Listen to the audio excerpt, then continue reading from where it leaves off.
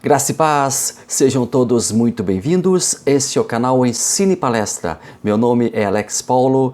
Nosso objetivo aqui é transmitir o conhecimento sistemático da Palavra de Deus. Muito obrigado a você que está conosco, muito obrigado a você que já nos acompanha há muito tempo, você que já nos acompanha há pouco tempo, você que toda quarta-feira às 8 da noite está aqui no nosso canal para o lançamento do vídeo da semana, para a estreia do vídeo da semana. Você que está chegando agora, nos dê um crédito, assista o nosso vídeo, se gostar, deixe um like, compartilhe também, deixe seu comentário e inscreva-se no nosso canal. Isso é muito importante para que o YouTube entenda que este canal é um canal que ajuda as pessoas. E nosso objetivo aqui é realmente ajudar aqueles que amam estudar a Palavra de Deus. Nós estamos aqui preocupados em transmitir o ensino sistemático e bíblico, o ensino das Sagradas Escrituras.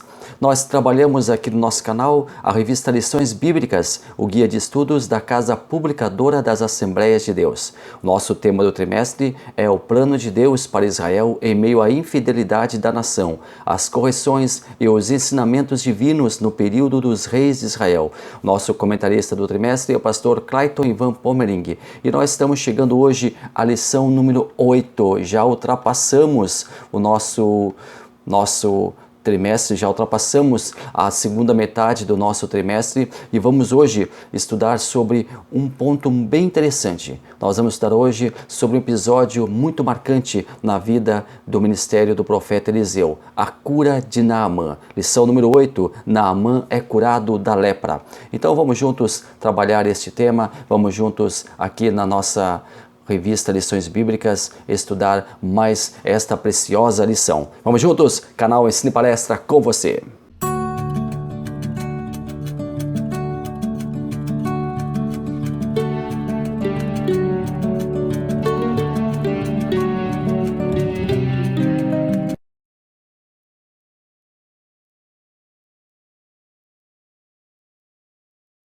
Na nossa revista nós temos o nosso texto áureo, nós temos a nossa verdade prática, nós temos a nossa leitura diária e também nós temos a nossa leitura bíblica em classe, que nesta semana encontra-se no livro de 2 Reis, capítulo 5, versículos 1 ao 10. Também capítulo 5, versículo 14 e ainda capítulo 5, versículos 25 e 27. Nós não vamos fazer leitura do texto, é um texto bem longo, mas é importante que você faça a leitura na sua Bíblia, na sua revista. É muito importante para que a gente tenha assim o pano de fundo para a lição de hoje. Nosso primeiro tópico, Naamã, o chefe do exército sírio. Primeiro subtópico, Naamã, um comandante honrado. Segundo, a escrava, uma testemunha de Deus. Terceiro, a caravana de Naamã. A lepra. Naamã, ele tinha um problema muito sério. Ele era um general, ele chegava com pompa, ele chegava depois de suas batalhas com circunstância, ele chegava com muitas honras, ele chegava sendo muito elogiado pelo seu rei, ele chegava sendo muito festejado pela sua nação, mas ele tinha um problema muito sério, ele era leproso. A lepra é mencionada várias vezes na Bíblia Sagrada, tanto no Antigo como também no Novo Testamento. A manifestação da lepra começa com a descoloração da pele, aparecendo uma mancha branca ou rosa na testa, nariz ou boca. Essa área fica sensível ao tato e à dor. Esse tipo de doença pode se espalhar rapidamente por todo o corpo, e aí vão surgindo inchaços e tumores esponjosos. A lepra afeta também os órgãos internos, aparecem deformidades nas mãos, nos pés e também os ossos começam a ficar com problema. A lepra de Naamã, nós não conhecemos ela, mas muitos dizem que ela seria uma lepra mais branda, uma lepra não tão contagiosa, uma lepra que não impedia que ele vivesse em sociedade, uma lepra que não contaminava as pessoas. Então, segundo alguns estudiosos, a lepra de Naamã era muito mais branda, então ele poderia conviver em sociedade. No espectro do povo judeu, uma pessoa leprosa, ela era encaminhada para fora da cidade. Existiam os chamados leprosários, onde as pessoas ficavam ali quase que invariavelmente para morrer. Caso não fossem curadas, elas morreriam dessa doença. E, enquanto leprosos, não poderiam conviver com a sociedade, não poderiam conviver com a sua família, deveriam estar à margem da sociedade. E quando elas entravam na cidade, elas deveriam gritar: imundo, imundo, imundo, para que as pessoas se afastassem delas e evitassem o contágio. Ali no Império Sírio, nós entendemos que a lepra de Amã ela é mais branda, mas também alguns pressupõem que os sírios não eram tão rigorosos no controle da lepra ou tão rigorosos quanto à discriminação das pessoas leprosas. Naamã, então, ele chegava na sua casa, se despia de sua indumentária, se despia de suas roupas de combate e ali sozinho ele olhava para o seu corpo e ficava triste. Ficava extremamente preocupado com aquela situação. Aquela lepra, ela o impedia de ser uma pessoa completa. Ela o impedia de ser uma pessoa feliz. Naamã, ele queria ser curado daquela lepra. Naamã, ele queria se libertar daquele mal. Naamã queria estar são, como todas as demais pessoas, como as pessoas comuns com as quais ele convivia, como as pessoas comuns as quais ele liderava, as pessoas comuns com as quais ele partilhava a sua vida. Ele precisava de uma cura. Mas Naamã precisava de uma outra cura, de uma cura interior. Se a cura exterior, a lepra, também era buscada, era desejada, também uma cura interna deveria ser procurada. O orgulho humano. Naamã esperava ser reconhecido pela sua autoridade. E aqui eu quero fazer uma parada. Os homens, o ser humano, quer ser reconhecido pela sua autoridade. Muitos querem ser admirados, venerados, reconhecidos. Muitos querem ser exaltados. No mundo em que vivemos, o homem busca popularidade, o homem busca sucesso, reconhecimento. Hoje as pessoas se preocupam com os likes das suas fotos. Hoje as pessoas se preocupam quantas visualizações tem a sua rede social. Em todas as esferas da sociedade, inclusive na igreja, as pessoas muitas vezes buscam o reconhecimento. Infelizmente, também no mundo cristão, o homem também procura admiração para si. É claro que não estou aqui generalizando. Seria leviandade de minha parte fazer isso. Mas no nosso meio existem pessoas humildes, sim, pessoas humildes, sinceras, que fazem o possível e quase o impossível na obra de Deus, sem procurar nenhum mérito para si. Pelo contrário, muitos sequer gostam que seus nomes sejam citados quando alçam uma oferta especial para ajudar na construção da igreja ou em uma contribuição para algum necessitado. Ao invés de holofotes, muitos buscam a sombra, muitos buscam o anonimato, fazem o bem e não querem reconhecimento humano, pois sabem que a recompensa vem do alto. Essas pessoas estão sendo contempladas por Deus, que certamente já está com as suas mãos estendidas para abençoá-las. Da mesma forma, Deus também enxerga as pessoas que fazem o bem, buscando elogios e até mesmo favorecimento próprio. Deus sabe quem faz o bem para ajudar, única e exclusivamente para ajudar, e quem, para além de ajudar, busca para si uma recompensa pessoal através da notoriedade. Em busca de reconhecimento humano, muitos querem ser pastores, mas não querem atravessar riachos, valos, sangas, não querem caminhar quilômetros a mais para pregar a palavra de Deus. Não querem andar horas e horas a pé, debaixo de um sol escaldante em janeiro ou fevereiro, aqui no Brasil. Muitos querem ser pastores para andarem de carro zero, para ficarem encerrados em um gabinete com ar-condicionado. Eu não estou dizendo aqui que um pastor não mereça conforto. Temos conhecimento de muitos homens que fizeram imensos sacrifícios pela obra de Deus. Em suas jornadas, quilômetros e quilômetros de pó e chão batido, barro, lama. É claro que esses homens merecem conforto.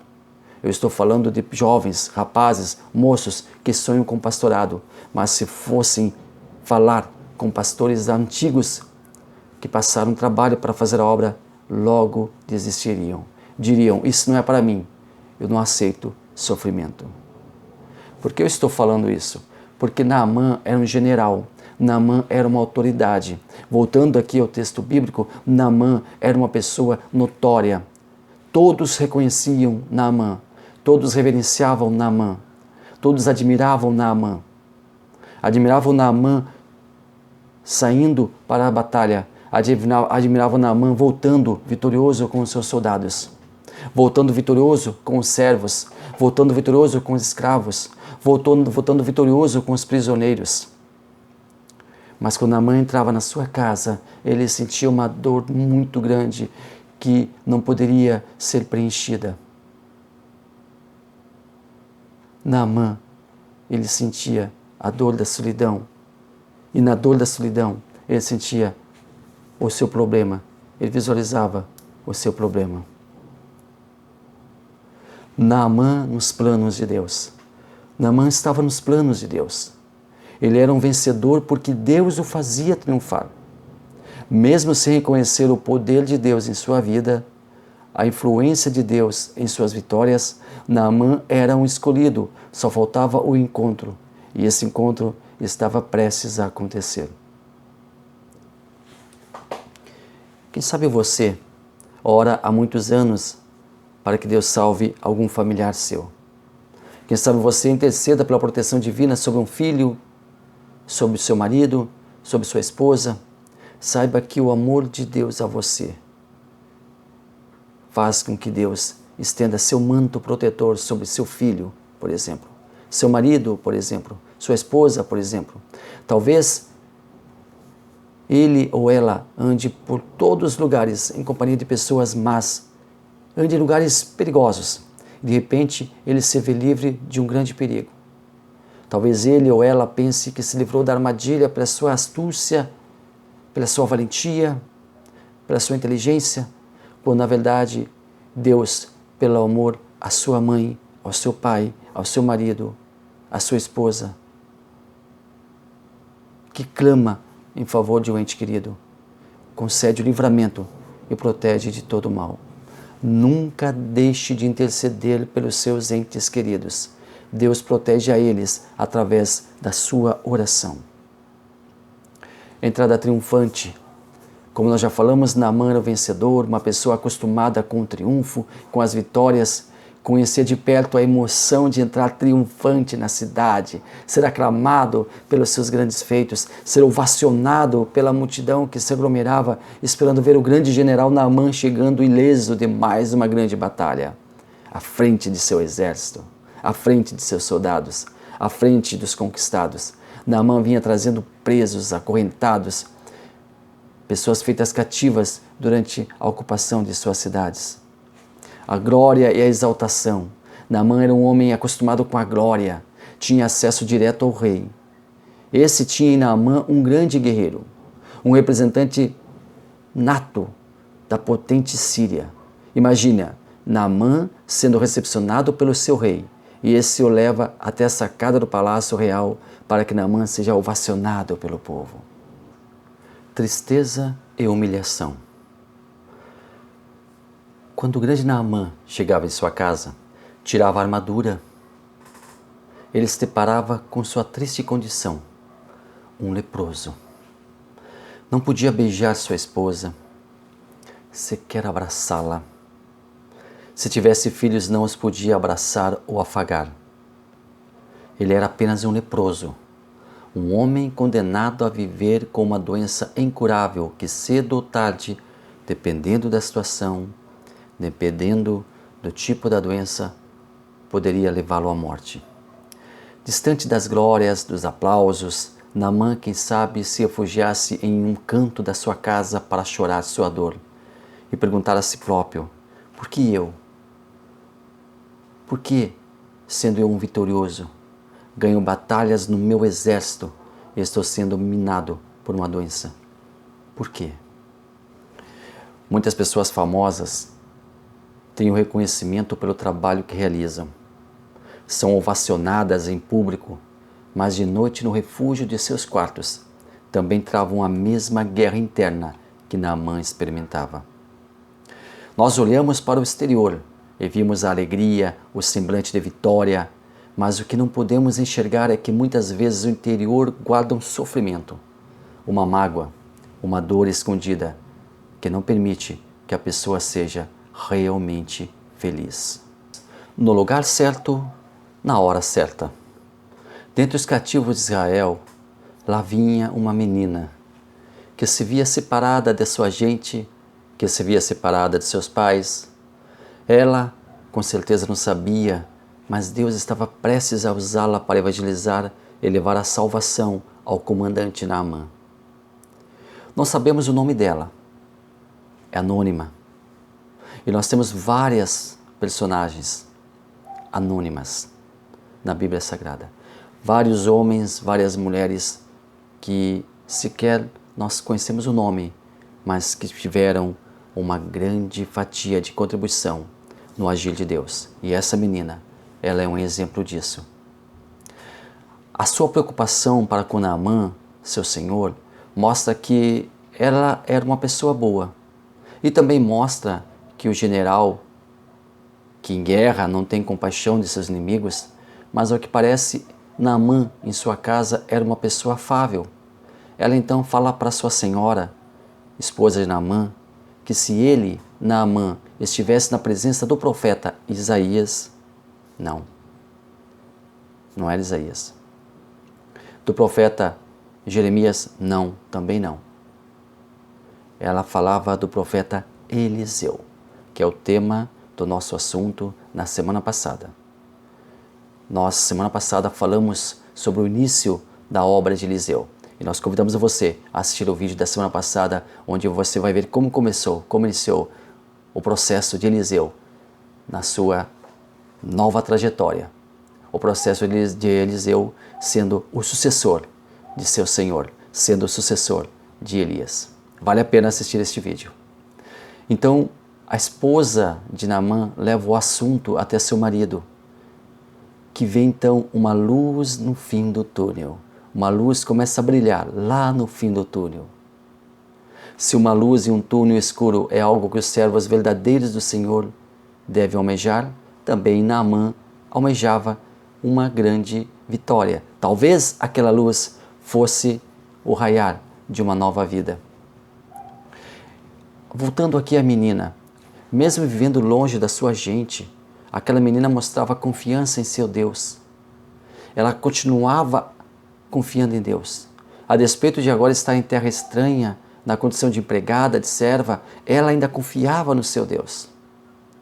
E também ela confiava no homem de Deus, no profeta Eliseu. Ela fazia questão de falar sobre o poder de Deus e também de falar sobre o homem de Deus. Vergonha de se dizer crente. Infelizmente, muitos cristãos, muitos evangélicos não têm o costume de falar ou de testemunhar do amor de Deus. Aquela menina, ela testemunhou. Aquela menina não se vergonhou. Aquela menina testificou para sua senhora sobre o amor de Deus. Muitos, ao contrário, ficam acanhados quando lhes perguntam: você é um crente? Você é uma crente? Querem se esconder para não dizer que são crentes. Como Deus deve ficar triste? Como Deus deve ficar chateado? Como Deus deve ficar realmente muito chateado, muito triste, muito desapontado com algumas pessoas. Eu fico aqui pensando, se as pessoas não têm receio de dizer que são cristãos, por que não abandonam o barco? Ou melhor, se elas têm receio, se elas têm medo, se elas não querem ser enxergadas como crentes, por que não abandonam o barco?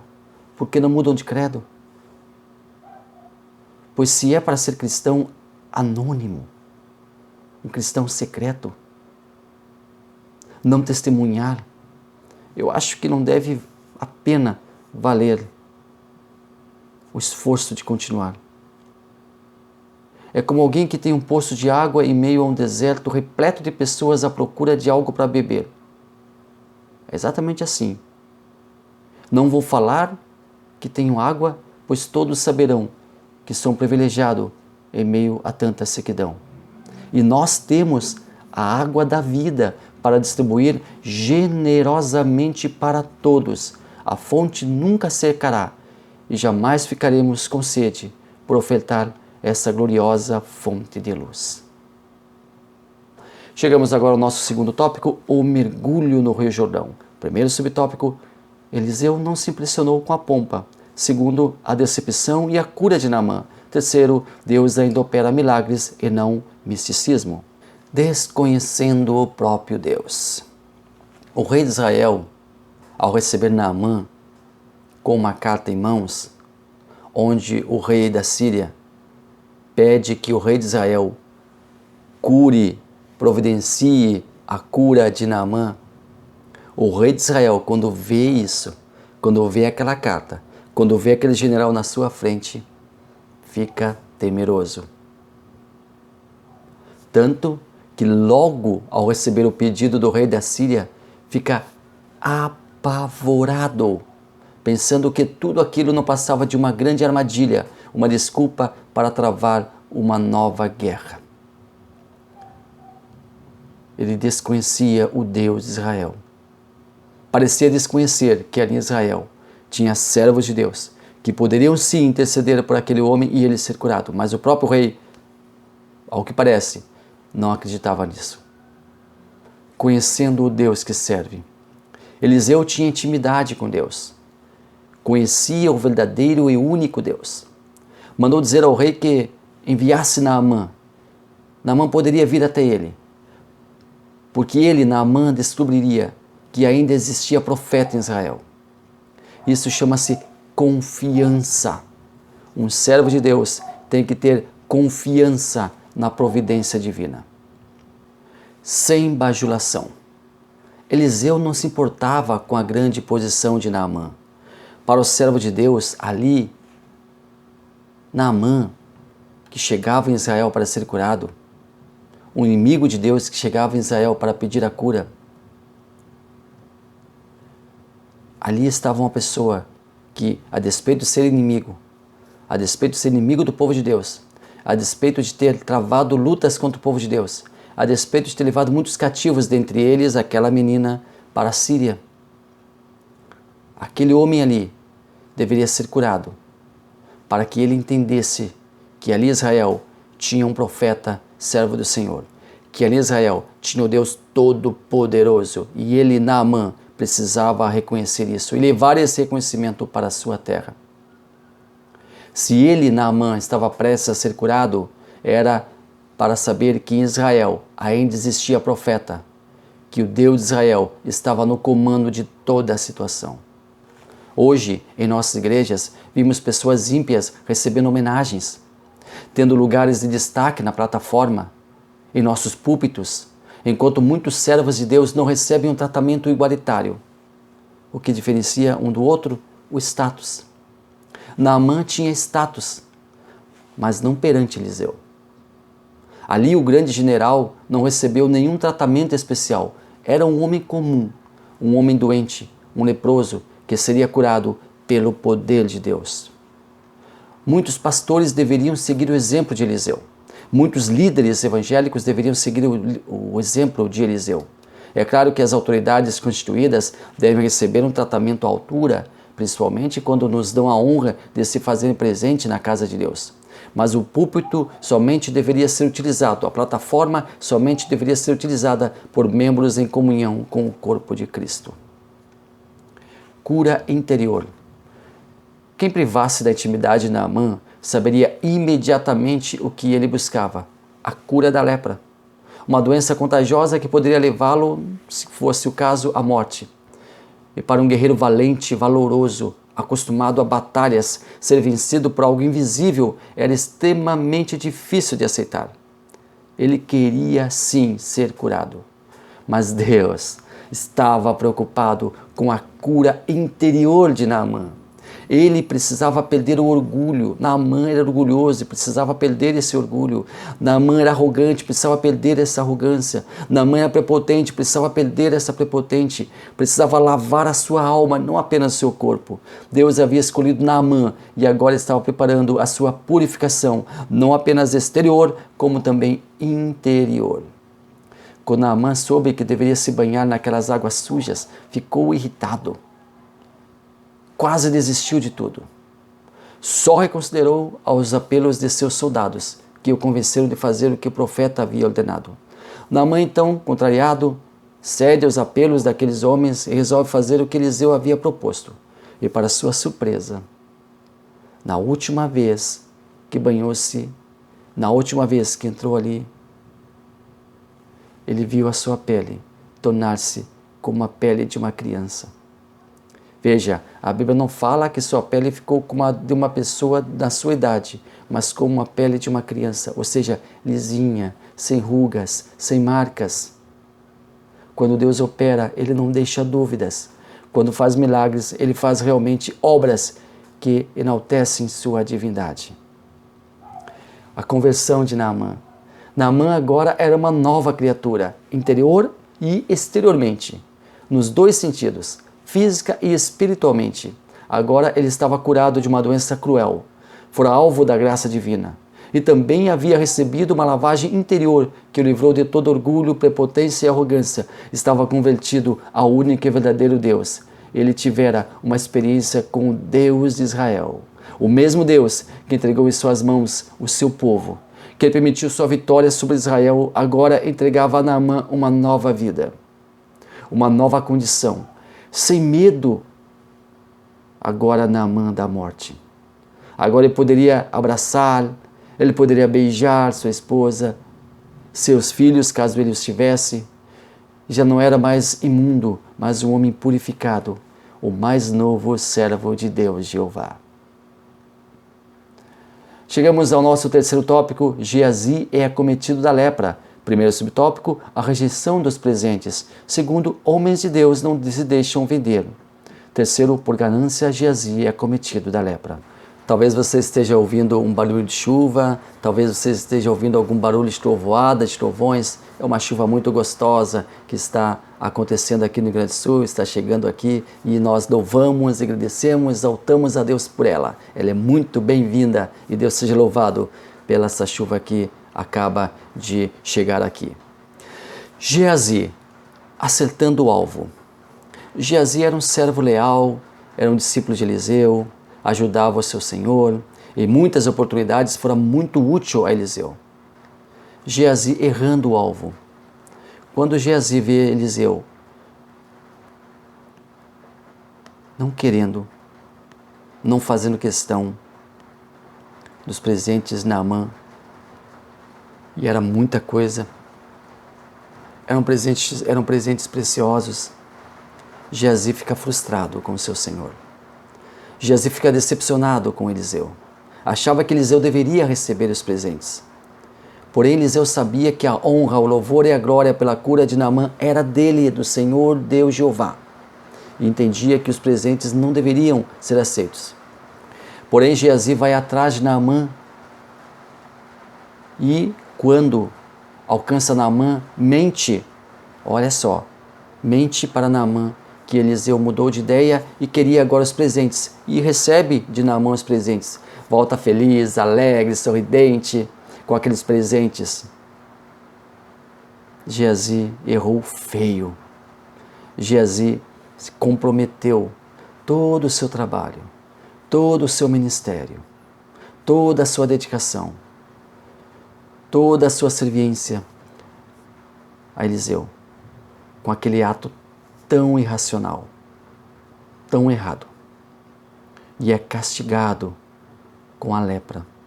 A lepra que abatia Naamã, que feria Naamã, que machucava Naamã, que condenava Naamã, agora estava abatendo e condenando a Geazi. Ele recebeu a lepra como pagamento do seu pecado. E teria que ser agora excluído da sociedade, teria que ser agora colocado à margem da sociedade, porque errou feio o alvo, fez o que era errado, fez o que era reprovável aos olhos de Deus.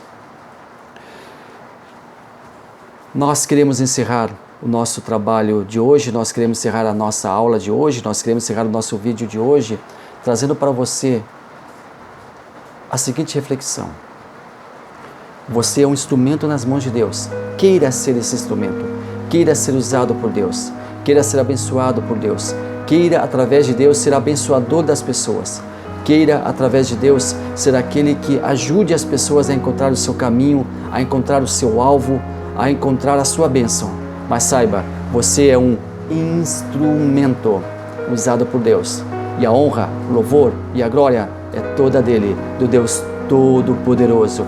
Seja usado nas mãos de Deus, seja abençoado por Deus, seja abençoador das pessoas e seja um servo de Deus. Nós somos servos do nosso Deus Todo-Poderoso. Deus abençoe a cada um de nós, que nós possamos ser servos leais a Deus. Muito obrigado a você que esteve conosco, muito obrigado pela sua companhia.